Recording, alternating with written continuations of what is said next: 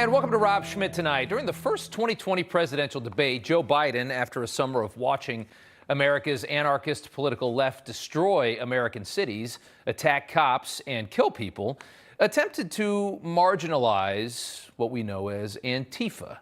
Biden suggested Antifa was just an idea. It's not an organization. It's just some abstract idea. It's not even worth talking about.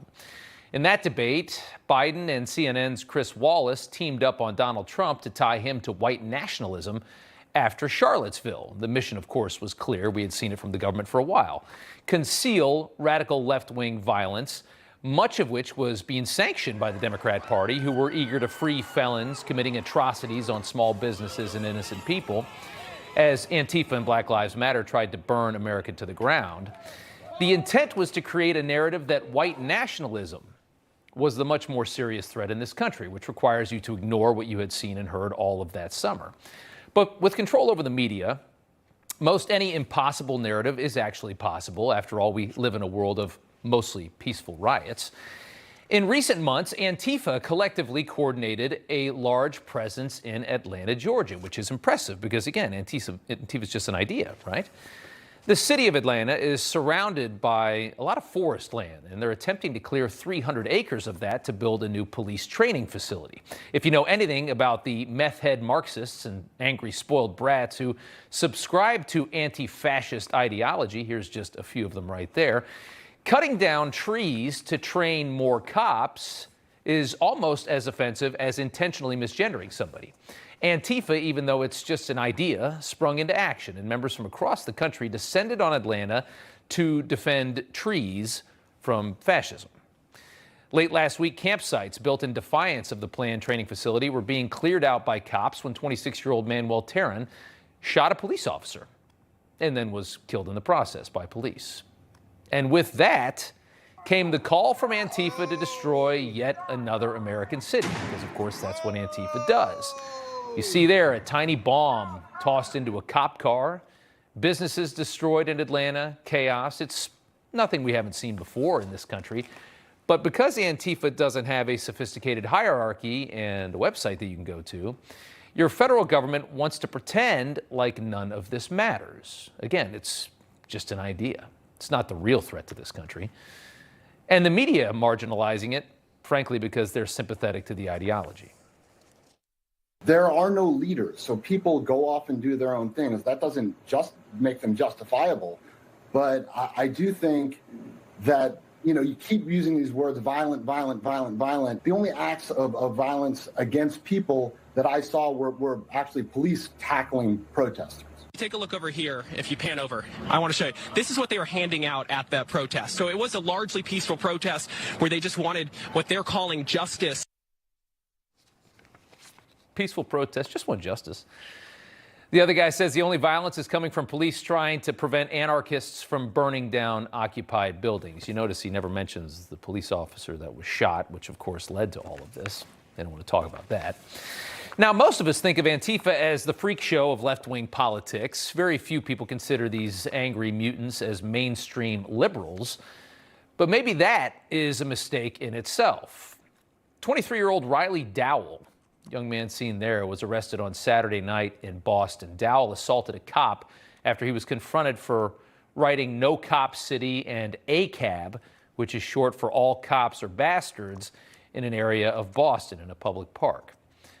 Now, those are both Antifa phrases. Riley Dowell, you might not know who he is, but he is the son of the most prominent Democrat female in Congress, House Minority Whip Catherine Clark's middle son, Riley. A woman who loves to call Republicans extremist while evidently raising anarchists in her own personal home. Congresswoman Clark made headlines last year when she claimed that Riley, her middle child, woke up with nightmares about climate change. It's obviously a chaotic, unstable household for Riley, who is now an Antifa member as well as a trans woman. We should let you know that. And Catherine Clark is not alone here. Senator Tim Kaine, who nearly became the vice president of this country in 2016, is also the proud father of an Antifa sympathizer. His son, Linwood Kaine, in 2017 was arrested for weaponizing smoke bombs, mace, and fireworks into a crowd of Trump supporters. These are the children of high-profile and very mainstream Democrats in this country. Think about that. You begin to realize why left-wing violence is so readily dismissed by the machine. This is what they're breeding, of course. Last spring, after a draft of the Dobbs decision was leaked, radical left protesters began demonstrating outside the homes of Supreme Court justices, which is supposed to be illegal, unless, of course, you're fighting for the right to electively kill a fetus in the third trimester. The DOJ did absolutely nothing to stop the blatant intimidation of our Supreme Court justices by radical left-wing protesters.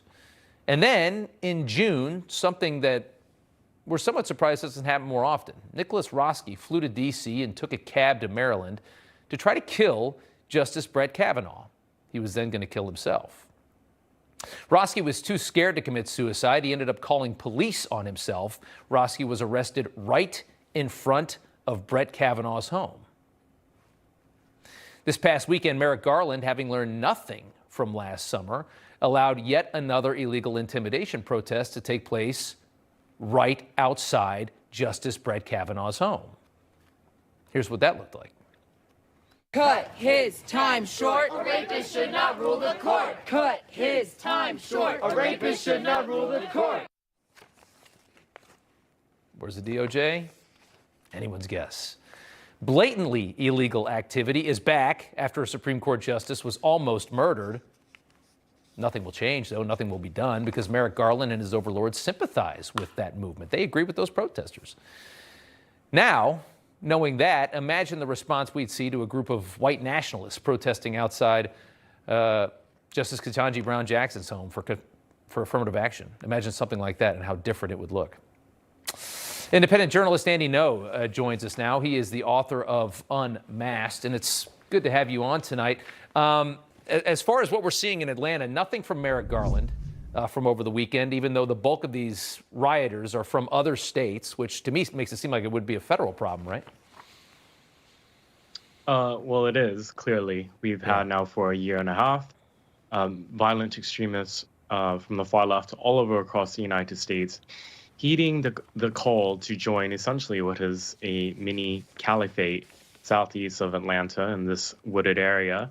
And they've been escalating in the last year, their violence, and it escalated to the point where it became deadly last week during a police raid. Mm-hmm. One of the militants, as you mentioned, attempted to kill a Georgia State Patrol trooper, shot him, and died in the course of returning fire. The response from the radical left from across the United States has been to call this gunman a martyr, to praise his actions, and to call for retributive violence, which they ended up carrying out over the weekend in Atlanta, also in Lansing, Michigan, and also in Boston, and as well as Portland. So this is a big problem, as I've been banging on about now for several years. I think some people thought that because we didn't have a summer of riots in 2021 and 2022, that things are just back to normal. They're not. The networks and organizational tactics that were developed in 2020 are still there and always improving. And just wait until we have another presidential election, and there's a reason for them to be louder and more dangerous. You wonder we saw what 2020 was like. I can't imagine 2024 would be much different. How dangerous do you think to have a Democrat-run government as we have right now, which marginalizes left-wing political violence and also at the same time over-exaggerates the threat of right-wing violence? Well, the issue is then that, violent extremism should not be politicized, period, by either side. And because all the institutions, from nonprofits to civil society to governments, have focused on right-wing extremism, they've not only neglected the violence from the far left, they've actually intentionally denied it and tried to gaslight the public about this. And you can see the media is probably at the forefront of really doing what I call propaganda by, you can have things that are set on fire. You can have video footage of militants destroying property and maiming people, and that being described as a mostly peaceful protest. It's gaslighting and it's propaganda. What I'm concerned about is that the public are not going to be better informed about what's happening in Atlanta. I mean, it's really serious. We have 19 people now, through multiple raids and arrests and riots and attacks, being charged with domestic terrorism and other really serious felonies. So even if the federal government is not taking it seriously, even if Oregon or California is not, Georgia apparently is. Yeah. Andy, I want to ask you one last question, switching topics here for a second. An 11th victim has died after a man shot up a Lunar New Year party in Southern California. The moment that this happened, and that's the killer there who has killed himself, the moment that this happened, a number of high-profile Democrats tweeted about hate crimes, because, of course, that's what's politically useful to them. You can see them up there, and it's the usual suspects: Katie Hobbs, Adam Schiff, Fetterman, Hakeem Jeffries, of course. Obviously, this wasn't a hate crime. What do we actually know about what happened in Southern California over the weekend?